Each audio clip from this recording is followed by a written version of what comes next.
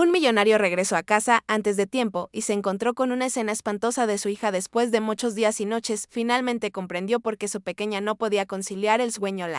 1 de la madrugada, la lluvia en Seattle caía sin tregua contra el parabrisas del sedán negro de lujo estacionado frente a la mansión. Mateo no esperó a que el chofer le abriera la puerta o buscara un paraguas, empujó la puerta y salió de inmediato. El agua fría de la tormenta empapó su traje carísimo y le corrió por la nariz, pero a él no le importaba. 3 semanas de viaje de negocios en Chicago habían agotado al arquitecto de 40 años. Ahora lo único que impulsaba sus pasos apresurados era el deseo urgente de darle un beso en la frente a su pequeña hija. Lucía la pesada puerta de roble se abrió, sellando por completo el rugido del viento y la tempestad del exterior. El amplio vestíbulo estaba en completo silencio. Mateo sacudió el agua de lluvia de sus hombros y aspiró profundamente el aroma familiar de su casa. Quería ir directo a su dormitorio principal para no despertar a nadie, pero se detuvo en medio del pasillo oscuro. Un ruido extraño venía de la habitación de Lucía al final del pasillo. No era el sonido rítmico de un sueño profundo, era un sollozo reprimido sofocado y el golpe seco de algo duro contra el cabecero de la cama. Mateo frunció el ceño. La intuición de padre le decía que algo andaba mal. Ya no sentía el cansancio. La preocupación le inundó la mente. Mateo caminó de puntillas, giró con cuidado la perilla y empujó la puerta para abrirla. La luz tenue y amarillenta de la lámpara de noche iluminó una escena que le estrujó el corazón. Rosa, la joven niñera mexicana con el cabello alborotado y ojeras marcadas, estaba arrodillada en el suelo justo al borde de la cama, se inclinaba hacia adelante, sus manos ásperas agarraban las diminutas muñecas de Lucía. Estaba tratando de arrebatarle algo de las manos a la niña. Dámelo, mi hija, por favor, hazle caso a la nana, susurró Rosa, con la voz quebrada por la súplica y la desesperación. Lucía estaba encogida en la esquina de la cama, con la espalda pegada a la pared fría. El rostro de la niña de 4 años estaba pálido, sin una gota de color. Sus 2 manos abrazaban un reloj de arena de madera contra su pecho. Sus ojos estaban abiertos de par en par, fijos en Rosa con terror absoluto. No, vete ya, no me lo quites, chilló Lucía, su voz hecha pedazos. Por el miedo, mi papá se va a desfumar, regrésamelo. En ese momento todo lo que Mateo veía estaba distorsionado. Solo vio a la niñera en la que había confiado, a quien le dio chamba, usando la fuerza para someter a su pequeña hija y quitarle un juguete insignificante. Una rabia explosiva se encendió en el pecho de Mateo, ardiente y fuera de control. Se lanzó, sin pensarlo 2 veces, su mano grande, apartó con brusquedad la mano de Rosa del cuerpo de Lucía. ¿Qué demonios estás haciendo?, gritó Mateo, sorprendida por el empujón. Rosa cayó de bruces sobre la alfombra suave, levantó la cabeza de golpe, sus ojos se abrieron con asombro al ver a Mateo. El miedo era palpable en su rostro sudoroso.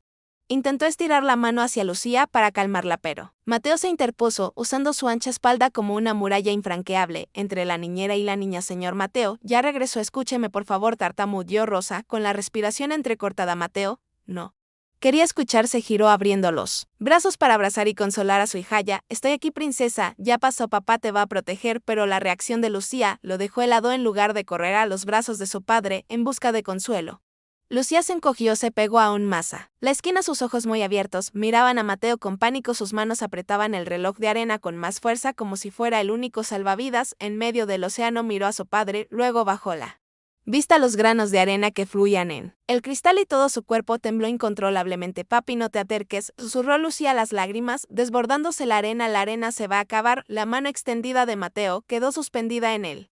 Aire no entendía nada por qué su hija le tenía miedo, porque miraba ese reloj de arena en lugar de mirarlo a ella. Confusión rápidamente se transformó en ira. Mateo estaba convencido de que Rosa había hecho algo para aterrorizar a su hija. Hasta ese punto se giró hacia la niñera, que intentaba levantarse del suelo, con los ojos echando chispas. Que le metiste en la cabeza, mi hija? La voz de Mateo era un rugido, cada palabra resonaba con dureza en la pequeña habitación. Señaló la puerta a punto de decir las palabras más hirientes para quitarle la chamba, pero antes de que pudieran salir de su boca, otra figura apareció de repente en la entrada. Mateo se giró y la furia en sus ojos se detuvo un instante al reconocer a la persona que estaba allí. Isabella entró en la habitación en marcado contraste con el aspecto desarreglado y mojado de Rosa o el cansancio de Mateo. Isabella parecía haber salido de una revista de moda, a pesar de que ya era la 1 de la madrugada. Llevaba un camisón de seda satinado color crema impecable y su largo cabello negro perfectamente peinado caía sobre sus hombros. Una dulce fragancia de vainilla emanaba de ella, dominando el olor a humedad de la tormenta que impregnaba a los otros 2. No se dignó a mirar a Mateo ni una sola vez, ni se preocupó por Rosa, que intentaba levantarse del suelo. Sus ojos estaban fijos en la niña, que temblaba en la esquina de la cama. Ay, Dios mío, mi ángel, exclamó Isabella, su voz llena de Angustia fingida se deslizó rápidamente, junto a Mateo corriendo hacia la cama con un movimiento rápido, abrazó fuertemente a Lucía, apretó el rostro bañado en lágrimas de la niña contra su pecho, su mano delgada, con las uñas pintadas de rojo sujetaba la nuca de la pequeña impidiendo que Lucía levantara la vista para ver a nadie más. En los brazos de su madrastra Lucía se quedó en silencio, solo quedaban los temblores intermitentes, no le devolvió el abrazo a Isabella, sus manos seguían aferradas al reloj de arena frente a su pecho como si fuera la última línea de defensa contra el mundo. Isabella levantó sus ojos llenos de lágrimas hacia Mateo bajo la luz amarillenta, su rostro mostraba la máxima aflicción de una madre viendo a su hija sufriendo, pero cuando sus ojos pasaron por encima del hombro de Mateo para encontrarse con Rosa, la expresión cambió tan rápido que Mateo no pudo percibirlo. De aflicción pasó a ser fría, llena de acusación y desprecio. Te lo dije, Mateo, dijo Isabela, su voz temblaba, pero cada palabra era clara. Ella trae mala vibra a nuestra casa, mírala, la niña está tan asustada que ni puede respirar. Rosa se levantó con las manos entrelazadas sobre el delantal, el rostro pálido, sabía que estaba en desventaja, pero la preocupación por Lucía le impedía guardar silencio. Dio un pequeño paso tratando de acortar la distancia. Señor Mateo, señora, por favor escúcheme, dijo Rosa, con urgencia, sus ojos aún fijos en el reloj de arena en las manos de la niña. Ese reloj no es bueno. La niña está obsesionada con él, Isabella, usted lo sabe, usted sabe que la niña no puede dormir. Si sigue agarrándolo, cállate, gritó Isabella, apretando más a Lucía contra su cuerpo como si las palabras de Rosa fueran un veneno. Se giró para mirar a Mateo. Las lágrimas empezaron a rodar por sus mejillas. ¿Escuchaste? Se atreve a culpar a un juguete sin vida. Ella lastimó a la niña. Mateo, cuando entré la vi jaloneando la mano de mi hija. Mírala. Muñeca la tiene roja. Mateo miró hacia abajo y dijo, la muñeca de Lucía en efecto tenía una marca roja. Era la marca de cuando Rosa intentó quitarle el reloj, pero a los ojos de un padre cegado por el cansancio y el prejuicio eso era un crimen. La última brisa de paciencia en él se rompió. No dijo una palabra. Mateo se acercó, su mano grande como una tenaza se cerró alrededor del brazo delgado de Rosano, le dio oportunidad de explicarse, la arrastró fuera del dormitorio. Su fuerza dominante hizo que los pasos de Rosa fueran erráticos, casi cayéndose. Señor, no haga esto, la niña necesita dormir, ella necesita dormir, gritó Rosa, intentando girar la cabeza con desesperación. Mateo la llevó por el largo y oscuro pasillo, los pies descalzos de Rosa deslizándose sobre el suelo de madera fría. Al llegar a la sala, vio el bolso de lona viejo de Rosa sobre el sofá, la única posesión que trajo cuando vino a trabajar allí. Lo agarró con una mano y se lo lanzó con fuerza. Agarra tu porquería y lárgate de aquí. Rosa abrazó el bolso mirando a Mateo. Mi abrigo, mis zapatos, afuera está la tormenta. No me importa, la interrumpió Mateo señalando directamente las escaleras que conducían a la puerta principal. Deberías dártelas gracias de que no he llamado a la policía para que te lleven presa por maltrato. Vete ahora mismo antes de que me arrepienta. Rosa se quedó quieta por un instante. El frío del suelo se colaba por las plantas de sus pies subiendo por su espalda. Miró al hombre frente a ella, a quien alguna vez respetó por su brillantez. Ahora solo era un hombre ciego y patético. Giró la cabeza para mirar hacia las escaleras donde la luz del dormitorio de Lucía proyectaba un tenue resplandor dorado sobre el pasamanos, comprendiendo que cualquier esfuerzo ahora sería inútil. Rosa bajó la cabeza, mordió su labio inferior hasta sangrar para contener el sollozo. No podía ayudar a Lucía esa noche. Rosa se giró y comenzó a bajar las escaleras descalza con pasos pesados. Giró la perilla de la puerta principal. El viento helado y el agua de lluvia le golpearon el rostro, fríos como maíz de alfileres. No dudó más y se adentró en la oscuridad de la noche. Mateo cerró de golpe la puerta de roble. El chasquido seco, definitivo y cruel del cerrojo de metal resonó en el vestíbulo. Se recostó contra la puerta, el pecho agitado, y dejó escapar un largo suspiro de alivio. Aspiró profundamente para recuperar la calma y regresó al dormitorio de su hija. Dentro, el ambiente había cambiado por completo. El caos de antes había desaparecido, reemplazado por una tranquilidad escalofriante. Isabella estaba sentada en el borde de la cama, deslizando suavemente la manta de lana suave sobre el pecho de Lucía. La niña estaba inmóvil con los ojos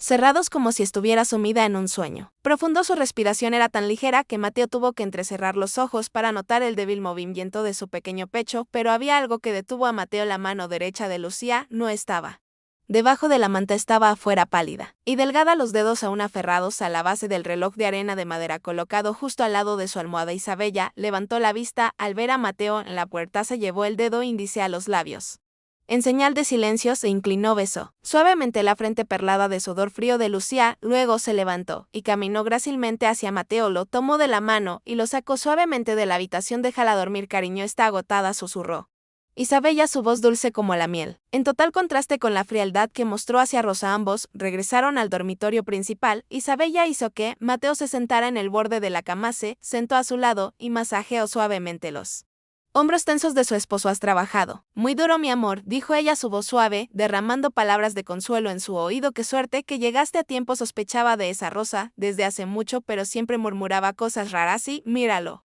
Asustó mucho, pero ya se fue, todo estará bien. Descansa. Mateo asintió, dejando que el cansancio lo hundiera en el suave colchón. Quería creerle a su esposa, quería creer que la pesadilla había terminado detrás de esa puerta de roble, pero el sueño no llegó tan fácilmente como esperaba. 2 horas pasaron lentamente en la densa oscuridad del amplio dormitorio. El reloj digital en la mesita de noche parpadeaba marcando las 3:00 de la mañana. A su lado Isabella dormía profundamente, con una respiración constante y tranquila, pero Mateo estaba acostado mirando fijamente el techo. Su mente no lo dejaba en paz. La imagen de los ojos abiertos llenos de asombro y miedo de Rosa cuando la empujó se repetía como una película dañada y, sobre todo, la mirada aterrorizada de Lucía. ¿Por qué su hija le tenía tanto miedo? ¿Por qué le suplicó que no se llevara ese reloj de arena en lugar de pedir la protección de su padre? Una poderosa premonición de padre, una corazonada inquietante, le revolvió el estómago. Lo instó a hacer algo, aunque solo fuera para confirmar que estaba exagerando. Mateo se destapó suavemente y se levantó de la cama. No se puso pantuflas, dejando que sus pies descalzos tocaran el suelo de madera fría,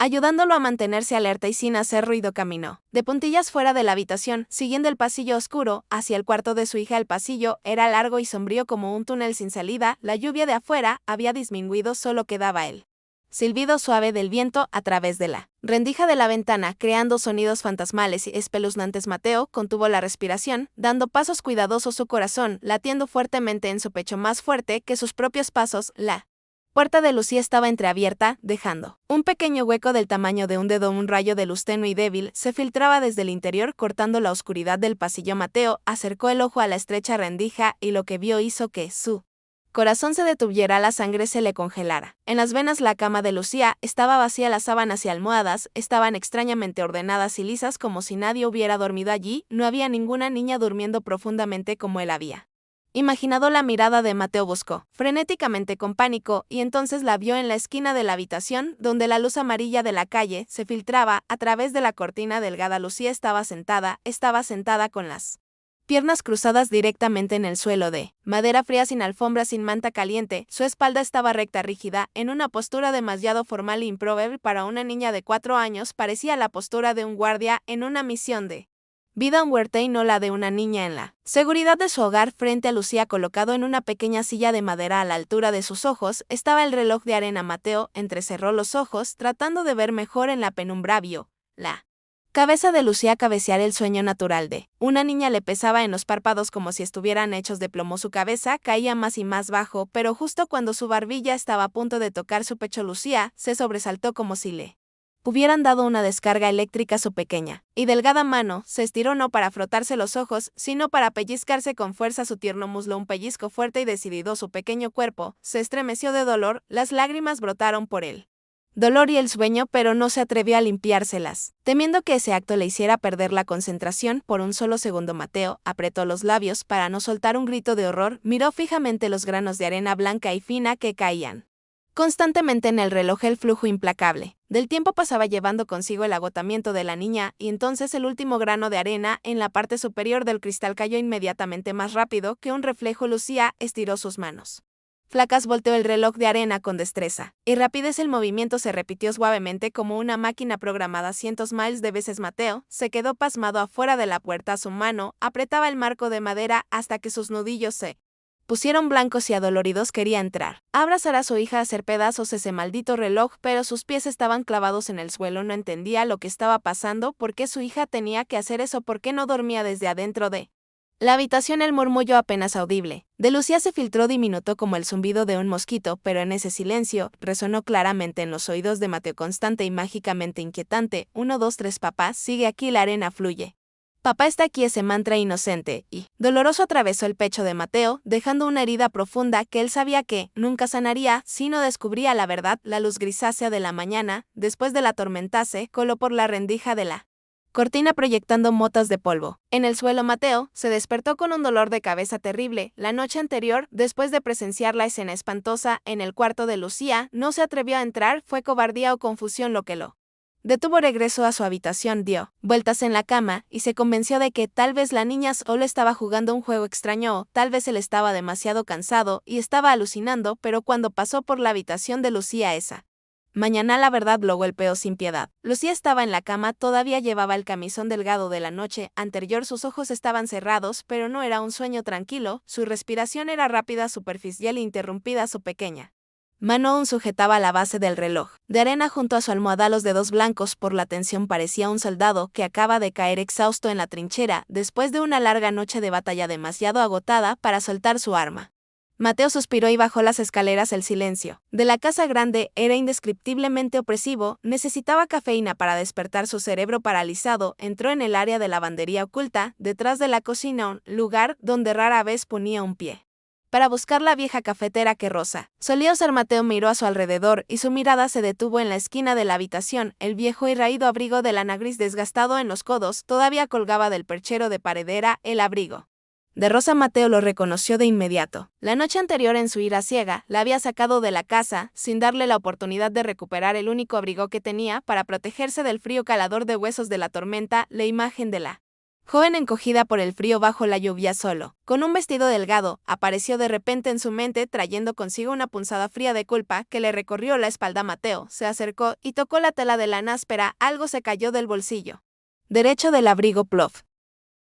Una pequeña libreta de espiral, el tipo barato con tapa de cartón azul claro que se vende en las tienditas de la esquina, cayó al suelo y quedó boca arriba sobre el frío piso de baldosas. Mateo se agachó y la recogió. La libreta era vieja, las esquinas de las páginas estaban dobladas y amarillentas. Abrió la primera página. Inconscientemente lo que vio no fue una lista de tareas pendientes o recetas como había imaginado. La letra era temblorosa, inclinada y algunas partes estaban borrosas por pequeñas manchas redondas como si les hubiera caído agua de lluvia o lágrimas. Mateo pasó las páginas, sus ojos recorriendo rápidamente las fechas. Su corazón comenzó a latir más rápido. Se detuvo en la página marcada con la fecha del 12 del mes pasado. La niña le tiene miedo a la oscuridad. Esta noche volví a ver que no dormía. Se pellizcó las piernas hasta dejarse moretones. Le pregunté por qué lloró y me dijo que Isabella le dijo que si dormía su papá olvidaría cómo volver a casa. ¿Por qué una madre le diría algo tan horrible a su hija? Tengo que esconder ese reloj de arena. Es un demonio que le está quitando toda la energía a la niña. Mateo frunció el ceño. La mano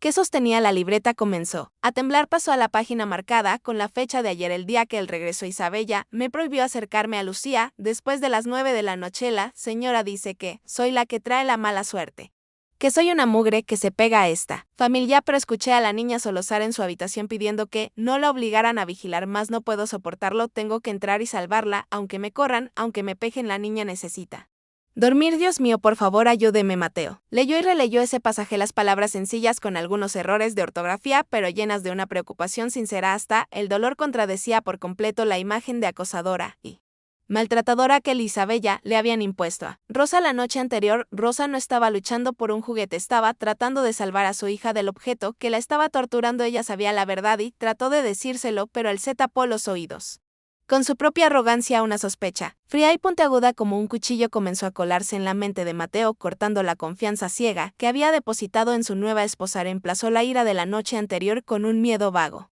pero mucho más terrible. Había echado a la única persona que protegía a su hija y quien era realmente la mujer que dormía en su cama. Tac, tac, tac. El sonido de tacones resonó en las escaleras, rebotando en el mármol, interrumpiendo el flujo de pensamientos caóticos de Mateo. Los pasos eran constantes, seguros y autoritarios. Mateo se sobresaltó rápidamente, cerró la libreta y la metió profundamente en el bolsillo interior del chaleco que llevaba. Respiró hondo, se alisó el cabello, tratando de ajustar su rostro tenso a su expresión tranquila e inexpresiva habitual. Isabella apareció en la puerta de la cocina. Estaba radiante y cegadoramente perfecta, con un vestido de oficina rojo vino que se ajustaba a su cuerpo, resaltando sus curvas seductoras. Su rostro estaba maquillado meticulosamente, sin imperfecciones. En su mano sostenía un vaso de licuado verde, una sonrisa brillante en sus labios. Al ver a Mateo, buenos días. Isabella se acercó, se puso de puntillas y besó suavemente la mejilla de Mateo, dejando una leve mancha de labial. El olor intenso de su perfume se metió en su nariz. Ahora de repente se sentía sofocante. Te levantaste temprano, estaba a punto de hablar contigo sobre redecorar la habitación de Lucía. Creo que deberíamos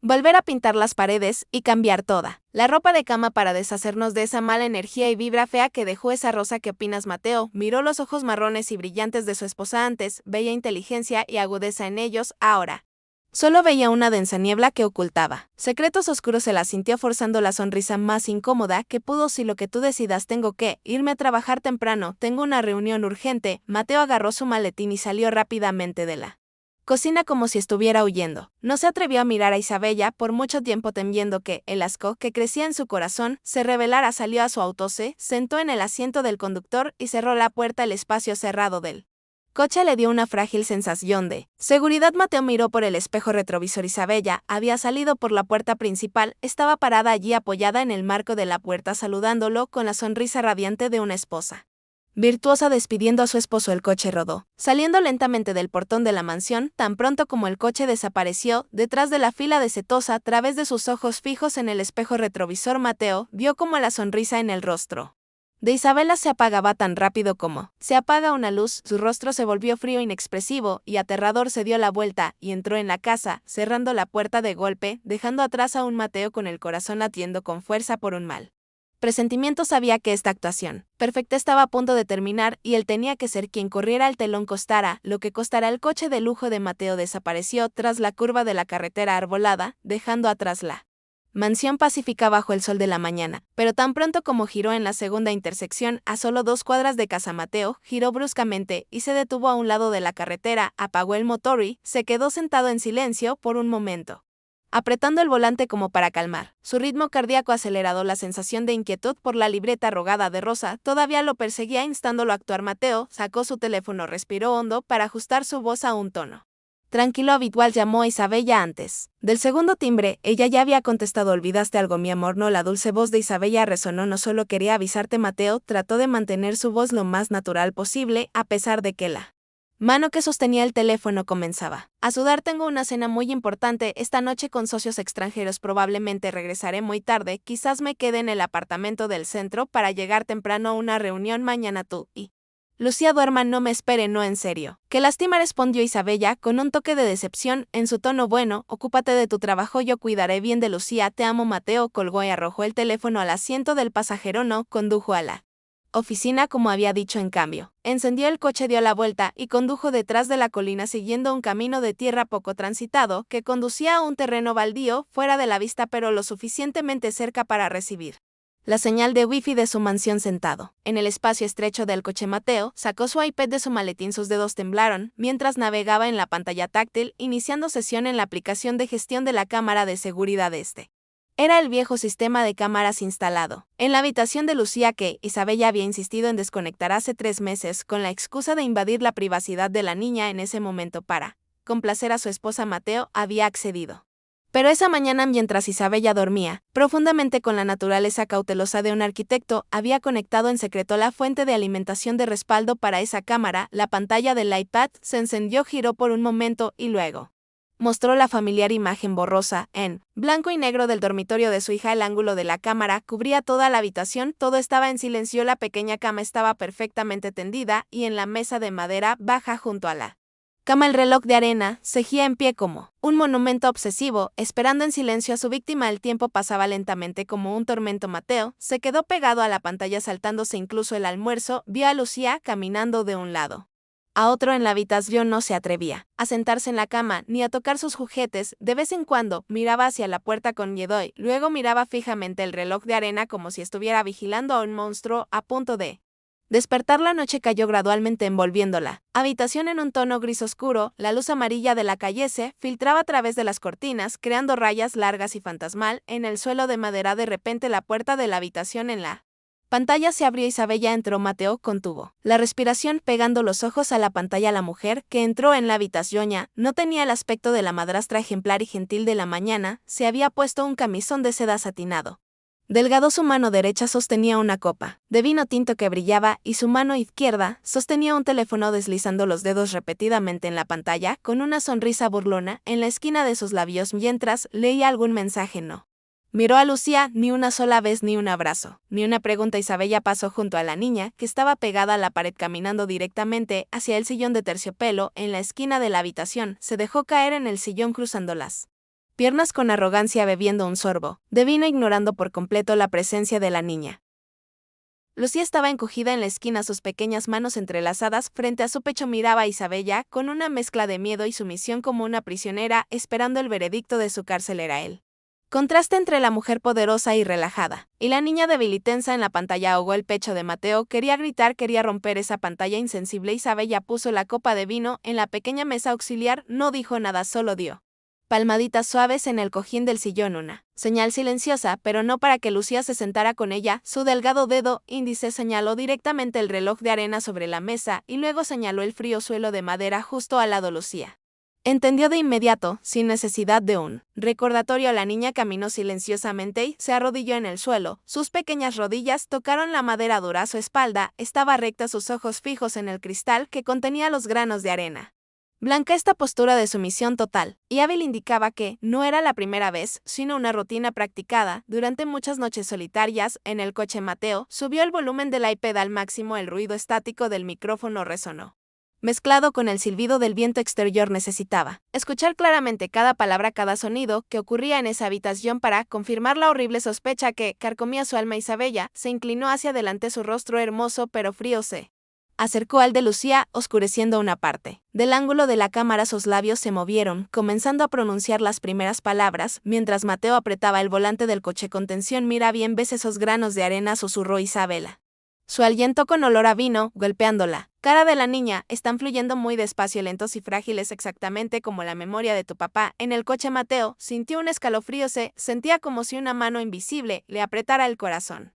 En la pantalla vio a su hija comenzar a temblar. Grandes lágrimas rodaban por las mejillas de Lucía, pero ella apretaba los labios, sin atreverse a emitir un solo sollozo. Sus ojos estaban muy abiertos, clavados en el cristal, como si intentara hipnotizar a los granos de arena para que no cayeran. Isabella continuó su sutil tortura psicológica, cada palabra como una aguja clavándose en la mente tierna de la niña. Si te atreves a cerrar los ojos, aunque sea por un segundo, el flujo se detendrá, y en el momento en que el último grano de arena caiga y no lo voltees a tiempo, tu papá olvidará el camino a casa, olvidará que te llamas Lucía, olvidará esta cara fea y llorona tuya, se irá a buscar otra hija, una más obediente, más lista y no tan perezosa como tú. No voy a dormir, lo prometo, voy a vigilar, lo prometo. La voz de Lucía sonó apenas audible, débil y llena de súplica, como el sonido de un animal herido rogando por su vida. Extendió las manos sujetando firmemente la base del reloj de arena, como si estuviera sosteniendo su propia vida y la de su padre, a quien amaba más que a nada. Isabella soltó una risa burlona, un sonido estridente y lleno de desprecio que resonó en la habitación vacía. Esa tonta de Rosa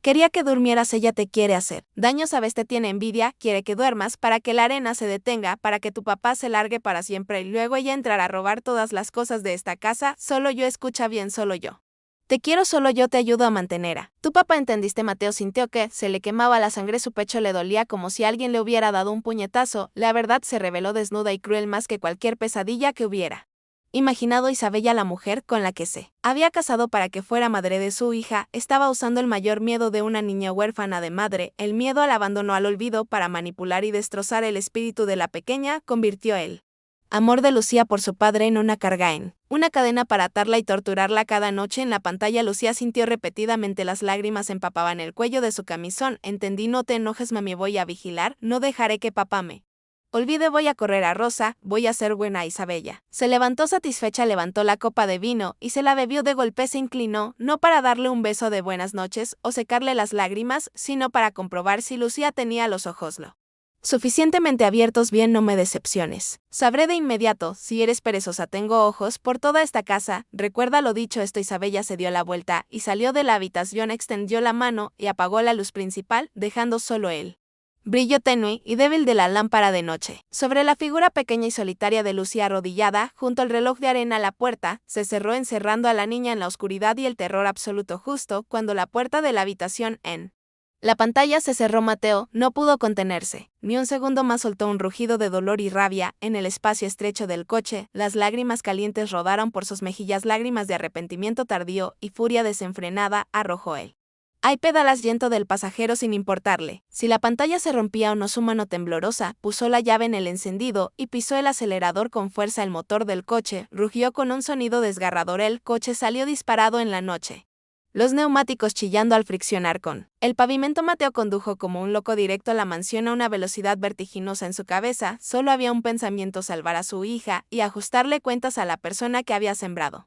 tanto dolor. Las luces delanteras barrieron la entrada de la mansión. Mateo no redujo la velocidad, frenó bruscamente el coche justo en el patio. El chirrido agudo de los frenos rompió la quietud de la noche, dejó el motor encendido y las luces delanteras iluminando intensamente una esquina del jardín. Abrió la puerta del coche y salió corriendo. Corrió hacia la puerta principal. Ya no era el arquitecto elegante y tranquilo, sino un animal herido que buscaba proteger a su cría, dispuesto a destrozar todo a su paso. Mateo corrió como un poseído hacia el vestíbulo, su respiración agitada soltaba vaho blanco en el aire frío de la noche. Ya no tenía la compostura de un hombre de negocios exitoso. Su mano temblorosa puso la llave en la cerradura, girándola con un movimiento fuerte y decidido. La pesada puerta de roble se abrió de golpe, golpeando la pared de atrás con un estruendo que sacudió todo el vestíbulo silencioso. Ese sonido fue como el disparo de apertura de una guerra sin cuartel. El silencio artificial dentro de la casa se rompió de inmediato. Mateo ni siquiera se molestó en quitarse sus caros zapatos de cuero, que ahora estaban cubiertos de barro del jardín. Dio pasos largos y pesados, subiendo la brillante escalera de madera. El sonido de sus suelas golpeando cada escalón resonó fuerte, constante, como la cuenta regresiva de una bomba de tiempo a punto de explotar. Cada paso era una supresión de la furia a punto de estallar. No miró a los lados. Sus ojos solo estaban fijos en la puerta del dormitorio de Lucía, al final del pasillo del segundo piso, donde su pequeña hija estaba encarcelada en una pesadilla viviente. Caminó directamente hasta la puerta, sin la precaución o duda de despertar a su hija. Como ante su mano grande agarró la perilla fría, la giró con fuerza y empujó la puerta dentro de la habitación. Isabella estaba de espaldas a la puerta, justo al lado de su tocador. Su mano derecha sostenía una copa de vino tinto que se llevaba los labios para tomar un sorbo de victoria tranquila. El sonido repentino y violento de la puerta abriéndose hizo que Isabella se sobresaltara. Su cuerpo se contrajo por reflejo y sus dedos delgados, que estaban relajados, perdieron el control, soltando el delgado cristal de la copa.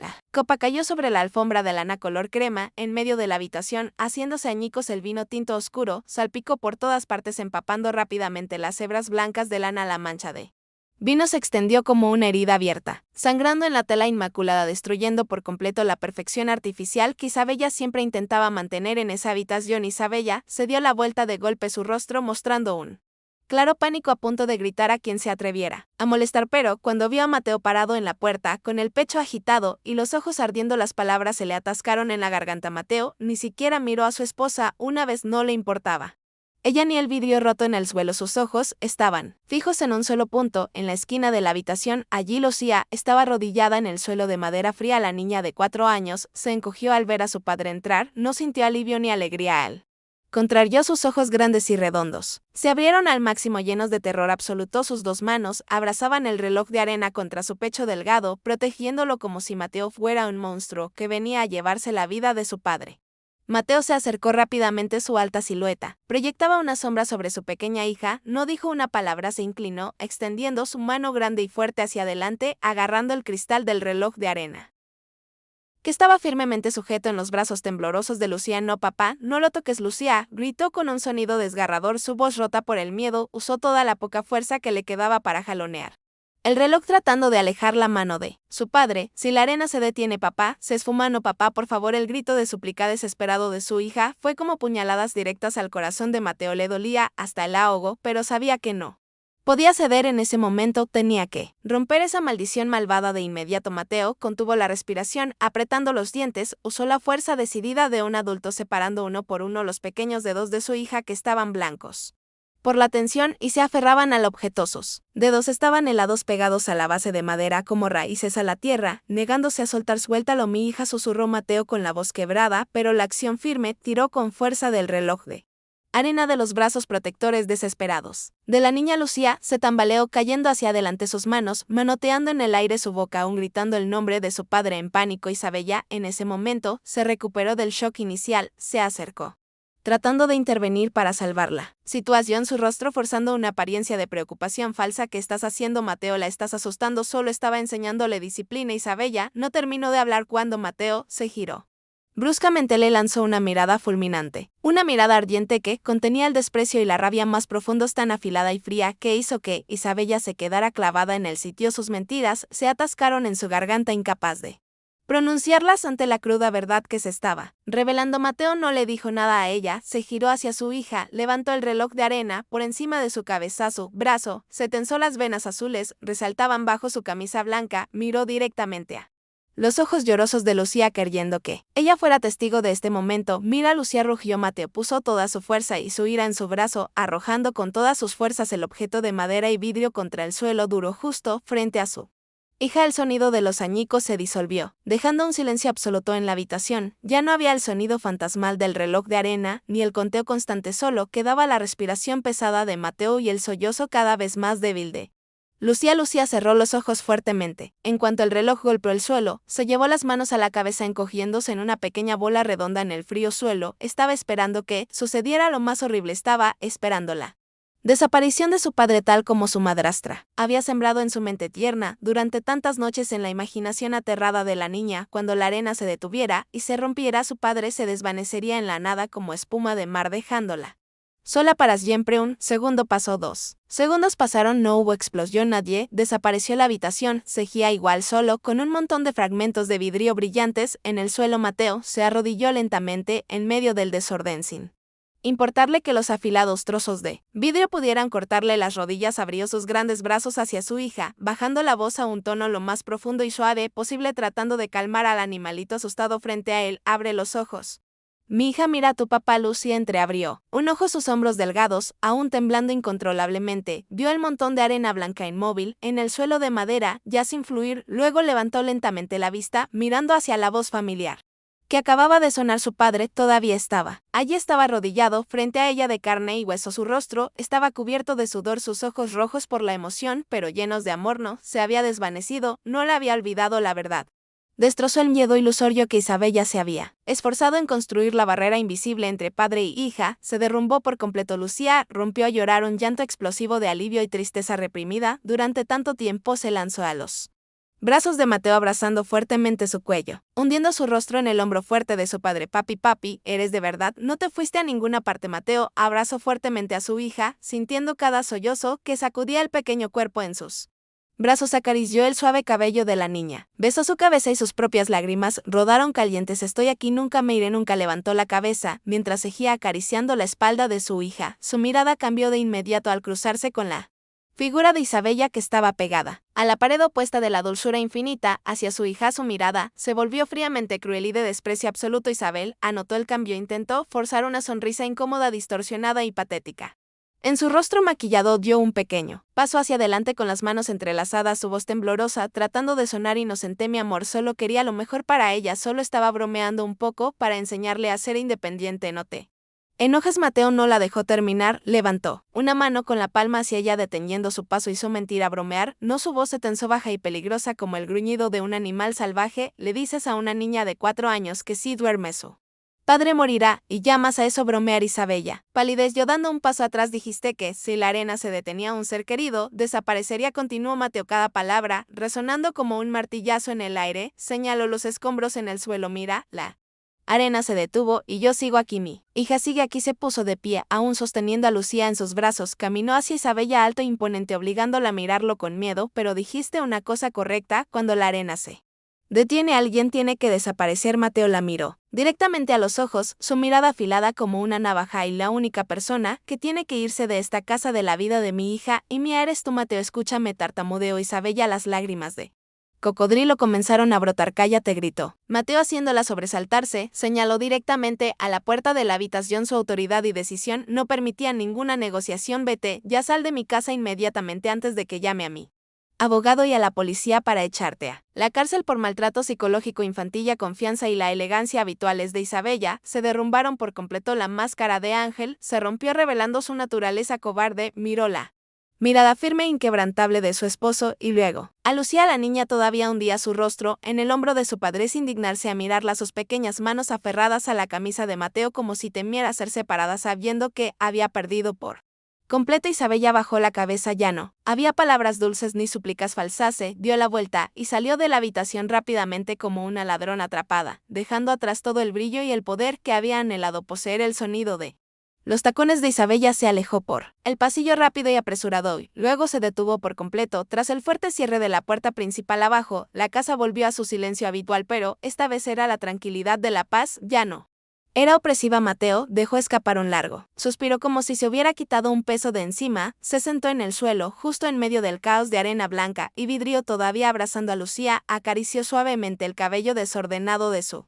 hija, susurrándole disculpas tardías. Lucía levantó lentamente la cara de su hombro, sus ojos estaban hinchados y rojos todavía con un rastro de miedo. Miró alrededor de la habitación vacía, luego miró a su padre con una inocencia dolorosa. Papi, su voz era pequeña, ronca de tanto llorar. ¿Quién va a vigilar para que duermas ahora? El reloj se rompió. Estoy muy cansada, tengo miedo de que olvides el camino de vuelta. Esa pregunta inocente le estrujó el corazón a Mateo. Se dio cuenta de que echar a Isabella era solo cortarla rama, pero la herida profunda que ella había dejado en el alma de su hija todavía estaba allí sangrando y doliendo. La niña todavía creía en esa maldición malvada, todavía tenía miedo de dormir sola frente de su hija, limpiando la lágrima, que aún se aferraba a sus largas pestañas. Ya nadie necesita vigilar, mi amor, lo prometo, pero ahora sé quién puede ayudarnos, una persona a la que le debo una disculpa muy grande. Mateo sabía lo que tenía que hacer a continuación. Yo necesitaba encontrar la pieza perdida, la única persona que realmente entendía y amaba a Lucía con todo su corazón, la que la había echado en una noche de tormenta por su propia ceguera. Necesitaba encontrar a Rosa. Mateo se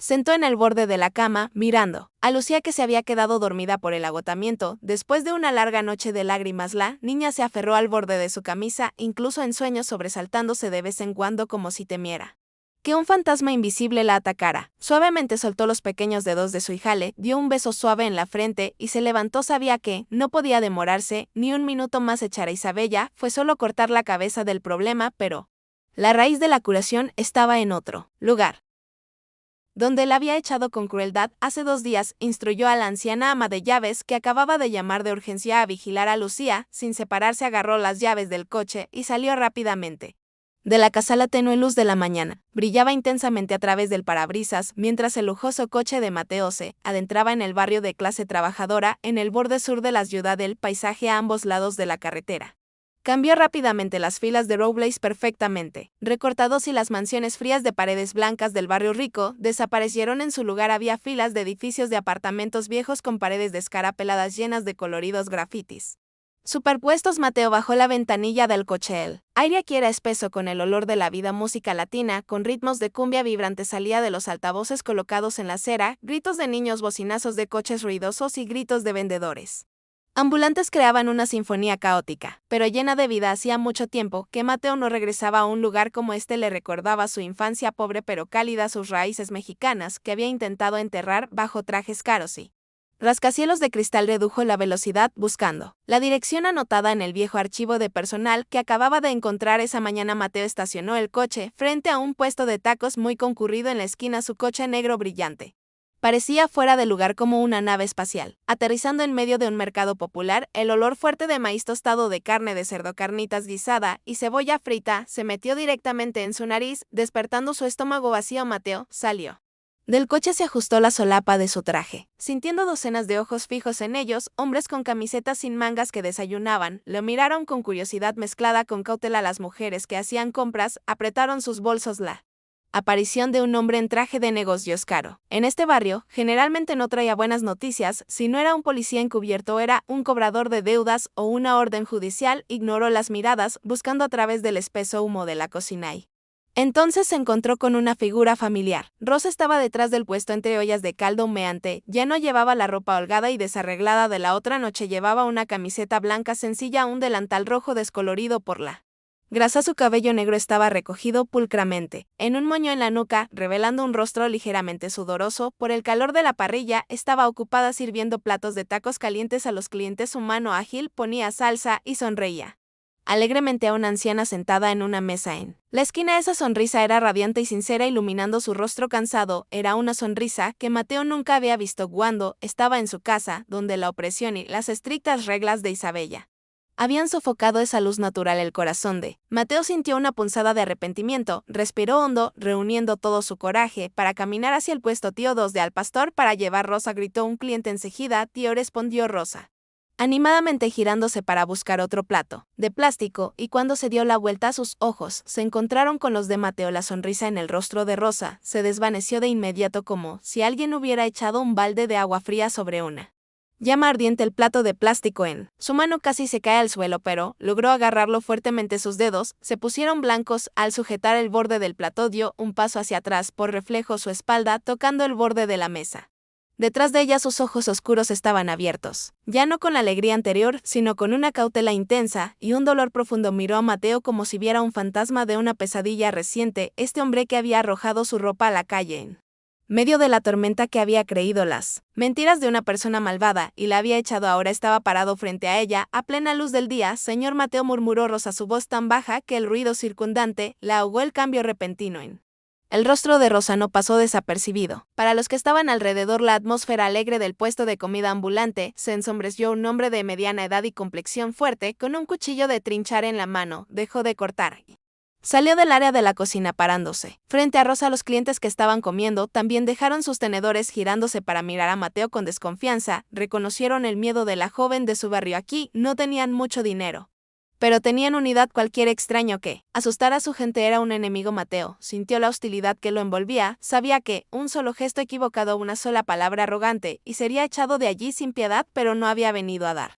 órdenes, no había venido como un jefe poderoso. Lentamente levantó la mano, quitándose las gafas de sol caras, revelando sus ojos hundidos y rojos por la falta de sueño. Se guardó las gafas en el bolsillo, sus manos colgando a los lados para demostrar que no traía ninguna amenaza, y, para asombro de Rosa, del hombre con el cuchillo y de todos en el puesto, Mateo inclinó la cabeza. No fue un simple asentimiento social, fue una reverencia profunda, un gesto de humildad rara vez visto en un hombre de su alto estatus, especialmente frente a la gente trabajadora. Mantuvo esa postura por unos segundos, lo suficiente para que el silencio envolviera la ruidosa esquina. Cuando levantó la cabeza, sus ojos miraron directamente a Rosa, sin evitarla.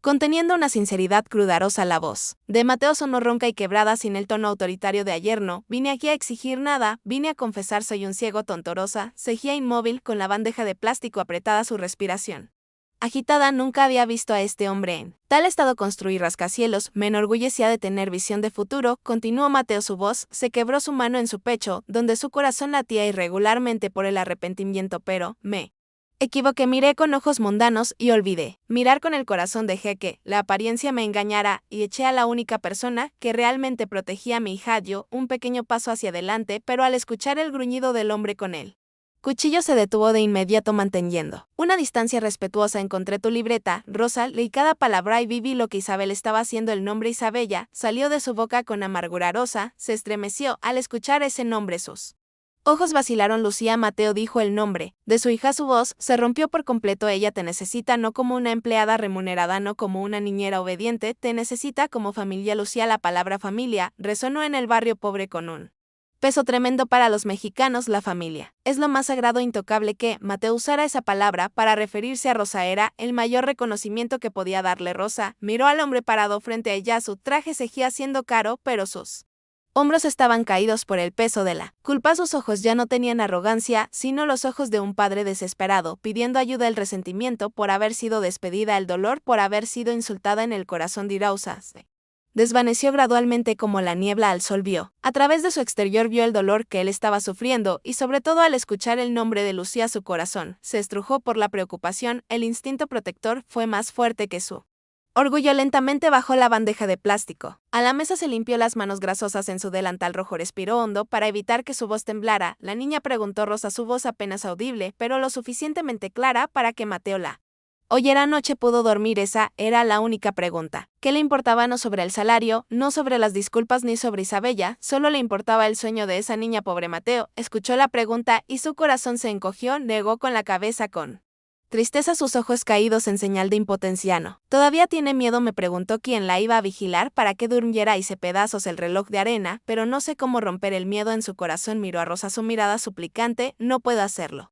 Solo por favor ayúdame a curar a mi hija, por favor. El ambiente se sumió en el silencio. El hombre con el cuchillo miró a Rosa esperando su decisión. Los vecinos también contuvieron la respiración. Rosa no le dijo nada más a Mateo. Se giró hacia el dueño del puesto, diciendo algunas palabras rápidas en español. Patrón, tengo que irme, hay una niña que me está esperando. El dueño la miró luego a Mateo asintiendo con un movimiento brusco pero comprensivo. Le hizo un gesto con la mano para que se fuera. Rosa se quitó el delantal rojo grasiento, lo dobló cuidadosamente y lo puso en la silla, se alisó el cabello, se ajustó la sencilla camiseta blanca. No necesitaba ir a casa por sus cosas ni preparar equipaje, sabía que tenía que estar allí ahora mismo. Salió del puesto y caminó hacia Mateo. Mateo la vio acercarse. Una sensación de alivio inundó su pecho, casi haciéndole perder el equilibrio. Rápidamente se dio la vuelta y caminó hacia el coche. Abrió la puerta del asiento del pasajero, se hizo a un lado y la sostuvo. No era el gesto de un jefe abriendo la puerta a su empleada, era el gesto de un caballero abriendo la puerta a una mujer importante, un acto de respeto absoluto hacia la salvadora de su familia. Rosa dudó un poco ante ese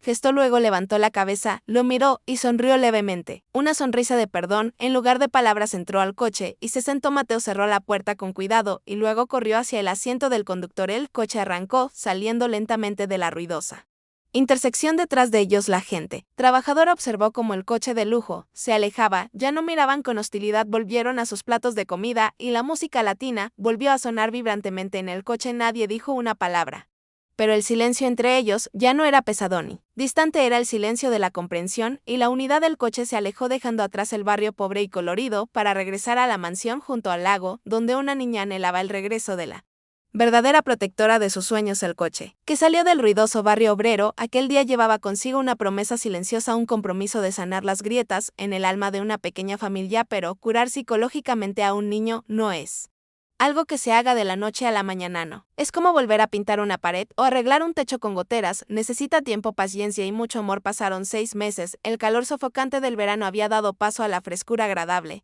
del otoño. La mansión junto al lago ya no tenía el aspecto frío y distante de antes. Las cortinas gruesas que bloqueaban la luz habían sido retiradas, reemplazadas por ventanas que siempre estaban abiertas al aire fresco. Pero el mayor cambio no estaba en la arquitectura de la casa, sino en el gran patio trasero. La hierba crecía de forma natural, verde y suave bajo los pies. Ya no estaba perfectamente recortada, según normas rígidas. Mateo había quitado la fuente de mármol sin vida para hacer espacio a una fogata hecha con guijarros rústicos. Esta noche el viento soplaba refrescante, trayendo el olor a madera de pino, quemándose hierba húmeda por el rocío de la noche. Una pequeña fogata crepitaba en medio del patio, proyectando una luz cálida de color naranja y amarillo sobre los rostros de las 3 personas que yacían en sacos de dormir extendidos directamente sobre el césped. Lucía estaba en el medio, acurrucada en su saco de dormir azul. En los últimos 6 meses, bajo el cuidado de Rosa y la presencia constante de Mateo, la niña había cambiado notablemente. Sus mejillas, antes hundidas por la desnutrición y la ansiedad, ahora estaban rellenas y rosadas. Su cabello seco ahora era brillante y negro, pero algunas cicatrices invisibles eran mucho más persistentes que las apariencias. Cuando la noche caía envolviendo el jardín en una oscuridad profunda, la paz en el rostro de Lucía desaparecía. Comenzó a moverse, sus ojos grandes y redondos no se atrevían a cerrarse.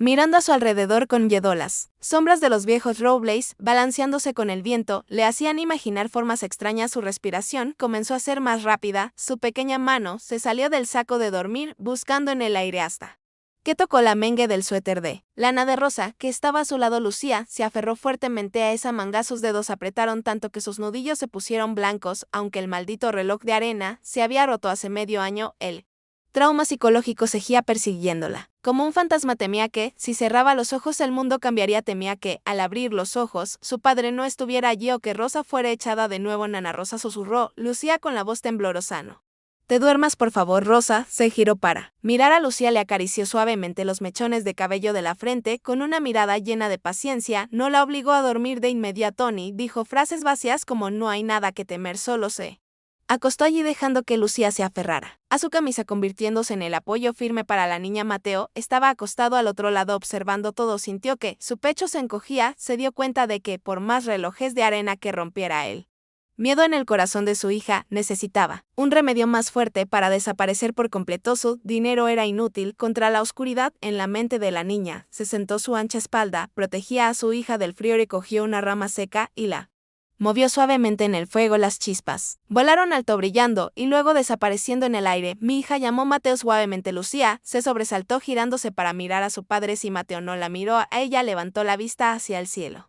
oscuro de la noche, si recuerdas toda esa arena del reloj que rompí aquel día. Lucía guardó silencio por un momento, luego asintió levemente. El recuerdo del sonido del vidrio rompiéndose y el montón de arena blanca en el suelo todavía estaba grabado en su mente. Pensaste que la habíamos barrido, ¿verdad? Continuó Mateo, su voz profunda, mezclándose con el susurro del viento. En realidad no. Esa noche, cuando ya dormías, un gran viento sopló por la ventana. El viento se llevó todos esos granos de arena, volaron alto, más alto que ese roble, más alto que los edificios que construyó. La curiosidad infantil comenzó a infiltrarse, superando el miedo. Lucía soltó un poco la mengue de Rosa, levantando la vista, siguiendo el dedo de su padre.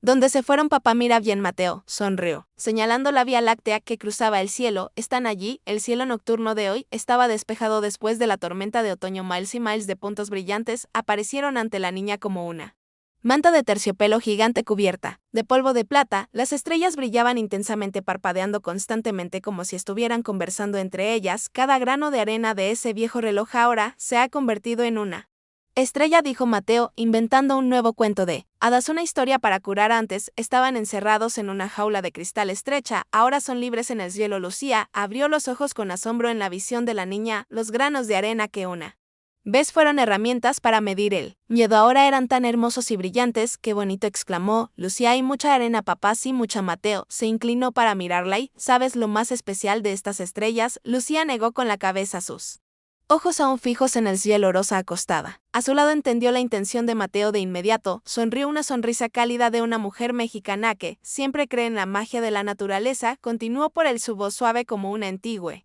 canción de cuna. Las estrellas nunca duermen. Mija. Lucía se giró para mirar a Rosa. Sus ojos parpadearon. ¿De verdad nunca duermen? Nunca, afirmó Rosa con certeza. Mira, siempre tienen los ojos abiertos. Miles y miles de ojos brillantes se turnan para vigilar a todo el mundo. Ven a los conejos durmiendo en sus madrigueras, ven a los pájaros acurrucados bajo sus alas y también te ven a ti y a tu papá. Rosa señaló la estrella más brillante justo encima de la copa del árbol. ¿Ves? Esa estrella grande es el grano de arena más grande. Me prometió que se encargaría de vigilar esta casa. No parpadeará ni por un segundo. Lucía miró fijamente. Esa estrella era brillante y parecía estar guiñándole un ojo. Una sensación de alivio se coló en su pequeño pecho, así que no había necesidad de voltear nada. Ya no tenía que pellizcarse las piernas. ¿De verdad van a vigilar por mí?, preguntó Lucía de nuevo, su voz con menos tensión. Mi papá no se va a perder si duermo. Mi papá va a desaparecer. Mateo tomó la pequeña mano de su hija, calentándola en su mano grande y áspera. La miró a los ojos, transmitiéndole toda la solidez y seguridad que un padre podía ser. Nunca, mi hija. Su voz era tan firme como un clavo. Has trabajado muy duro, has estado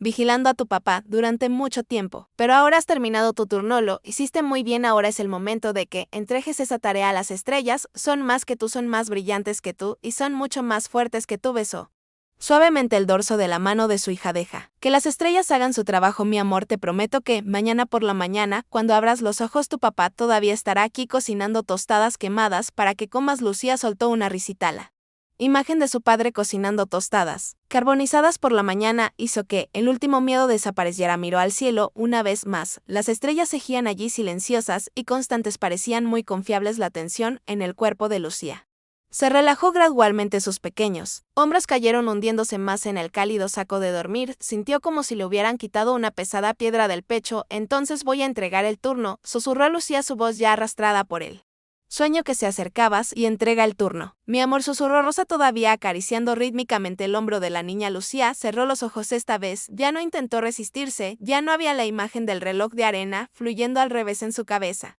Solo quedaba la imagen del cielo estrellado, protegiendo el sueño de su padre. La respiración de Lucía se volvió constante, profunda y tranquila. Sus largas pestañas curvas descansaban inmóviles en su mejilla sonrosada por primera vez después de tantos largos meses. Se sumió en un sueño sin pesadillas, un sueño completo de la infancia. Mateo se quedó sentado allí, observando a su hija dormir. El resplandor de la fogata iluminaba los rasgos relajados de su rostro. Una lágrima de felicidad rodó por su mejilla, pero se la secó rápidamente. Se giró para mirar a Rosa. Bajo la luz del fuego, el rostro de Rosa se veía gentil y sereno. Ella también lo estaba mirando. No dijeron nada, ni necesitaban decir nada, solo una mirada. Una sonrisa de alivio era suficiente para entenderlo todo. Sabían que la tormenta realmente había pasado, las nubes oscuras del engaño y el miedo se habían disipado. Ahora solo quedaba el cielo estrellado y la paz de una verdadera familia.